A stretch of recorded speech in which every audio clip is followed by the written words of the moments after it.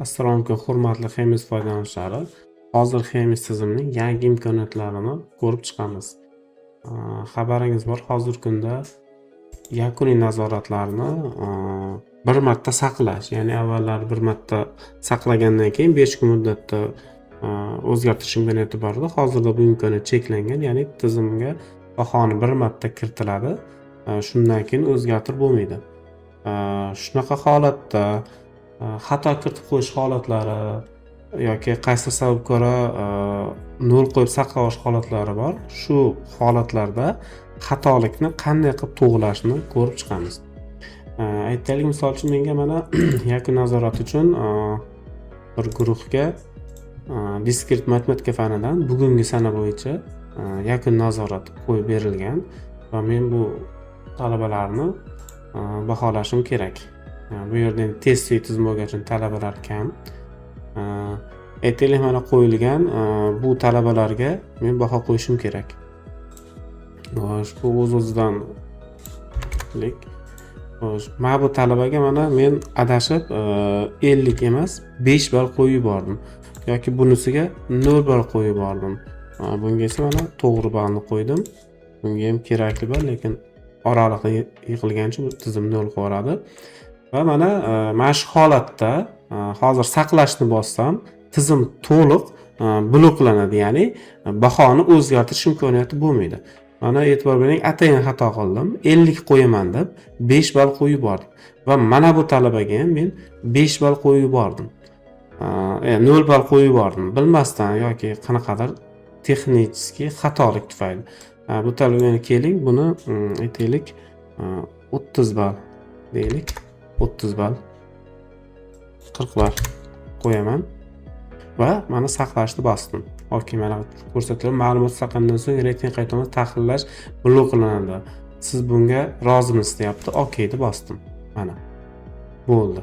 Va mana e'tibor bering, mana bu 5 ta xato qilganimni endi tushundim.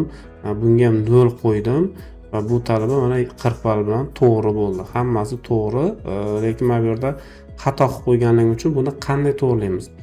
Hozirda mana tizimda so'rov degan menyu paydo bo'ldi. Bu so'rovni yuborganimizda o'quvchilar bo'yicha prorektor roliga so'rov boradi va prorektor sizni tasdiqlashi, sizni so'rovingizni tasdiqlasa, keyin sizga baho qo'yish imkoniyati ochiladi. Shuni hozir ko'rsatib beraman. Xo'sh, mana bu men xato qilib qo'ydim va bu, e'tibor bering, faqatgina o'qituvchi texnik xatoga yo'l qo'ygan holatlarda ishlatiladi. Aytaylik, mana bu 40 ball qo'yildi. Bu talabaga men buni so'rov yubora olmayman, chunki bu yakuniy nazoratdan o'tdi. Agar bu talaba bahosidan norozi bo'lsa, u eski tartibda, offline tartibda prorektorga murojaat qiladi, kerakli hujjatlar topshiriladi, komissiya tuziladi va komissiya qaytadan imtihon olib, bahosini tegishli hujjatga ko'ra o'zgartirib beradi. Bu eski tartib. Mana bu holat esa faqatgina o'qituvchi texnik xatoga yo'l qo'yilgan holatlarda ishlaydi. Mana men texnik xato yo'l qo'ydim ikkita talabaga, bu talabalarga men so'rov yuborib ko'raman. So'rov tugmasini bosganimizda biz ma'lumot chiqarib qo'ydik. Istasangiz buni o'chirib tashlashingiz ham mumkin yoki bo'lmasa bu yerda qo'shimcha ma'lumot yozishingiz ham mumkin bo'ladi. Beringda istalgan narsani yozish mumkin. Hozircha faylga kirish imkoniyati yo'q, balki kelajakda bo'lishi mumkin. Va saqlashni bosaman. So'rov yuborildi. Va mana bu talabaga mana 0 qo'yib qo'yilganman, adashib bunga ham so'rov yuborishim mumkin.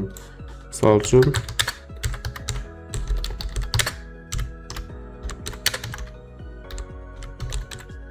yana xatolikka yo'l qo'ydim deb yozish mumkin va saqladim.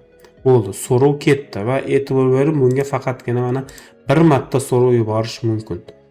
Qayta yuborish imkoniyati mavjud emas. Va siz yuborgan so'rovlar mana o'zlashtirish qismida baholash so'rovlari menyusida ko'rinadi. Mana bular testli, mana bular esa hozir bugungi sana bilan yuborilganlar. Mana ko'rishingiz mumkin. Mana ikki bosganimizda ya'ni siz yozgan ma'lumotlar bu yerda qisman ko'rinib qolgani mana ko'rish mumkin bo'ladi. Endi bu ma'lumot qayerga boradi? Bu o'quvchilar bo'yicha prorektor roliga boradi. Mana menda hozir prorektor roli bor. Shuni o'taman. O'zi aslida hammada ham bunaqa emas. O'quvchilar bo'yicha prorektor o'zi rolidan kirish kerak bo'ladi. Men borligi uchun kirdim. Mana o'zlashtirish menyusida baholash so'rovlari menyusida ko'rinadi. Yuborilganlar. Bu yerda mana tasdiqlandi, yuborildi, yakunlandi degan statuslar bor. Birinchi kelganlar tepada turadi va bunga mana men izohini o'qib turib yoki men ichga kirganda xato qilib qo'ydim bo'lishi mumkin va bunga men mana yozishim mumkin. Mumkin, mayli, tahrirla degan ma'noda. Agar tasdiqlash bo'lsa, izoh yozish shart emas. Izohsiz ham qabul qiladi mana.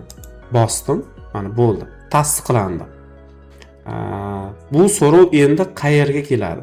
Ikkinchisiga mana ko'raylik. Buni esa mana men rad qilaman. Rad. Va izoh yozaman.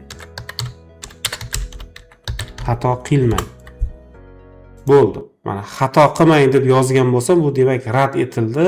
Buni yoki ikkinchi qaydnoma ochish kerak bo'ladi yoki talaba kiritma tizimiga qolish kerak bo'ladi. Shuning uchun prorektorlar ham buni o'ylab keyin rad qilish yoki o'ylab keyin tasdiqlash kerak bo'ladi.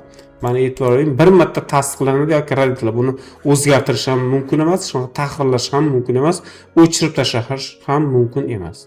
Bo'ldi. Prorektorning vazifasi shu yerda tugaydi. Endi o'qituvchi roliga qaytamiz. Kirdik. Mana baholash so'rovlari menyusiga keldik. Mana tasdiqlandi va rad etildi. Mana rad etilganga hech narsa amal bajarib bo'lmaydi va bu yerda mana baho ham qo'yib bo'lmaydi, hech narsa qilib bo'lmaydi. Qaytadan so'rov yuborib bo'lmaydi mana. Avval yuborilgansiz, prorektor tasdiqlamadi buni, xato qildi. Demak, bu talaba ikkinchi qaydnomaga qoladi. Mumkin bo'lsa ikkinchi qaydnoma ochadi, bo'lmasa albatta qayta o'qishga qoladi. Xo'sh, endi mana birinchisi prorektor tasdiqladi. Ustiga bosamiz va buni qo'ymoqchi bo'lgan bahoni so'rash. Bu yerda 0 qo'yib qo'ygan edim. Bu talabaga men maksimal mana 50 ball qo'ydim va saqlashni bosdim. Bo'ldi. Yakunlandi statusiga o'tdi. Mana endi yakunozga kirib saqlaganimizda mana bu talabaga ekan mana 50 ball qo'yildi va unga so'rov yuborish imkoniyati qolib, talaba 90 ball oldi. Bugungi darsimiz shundan iborat edi va yana qaytaraman, bu o'qituvchi uchun faqatgina texnik xatoga yo'l qo'yilgan holatlarda so'rov funksiyasidan foydalanish mumkin bo'ladi. E'tiboringiz uchun rahmat.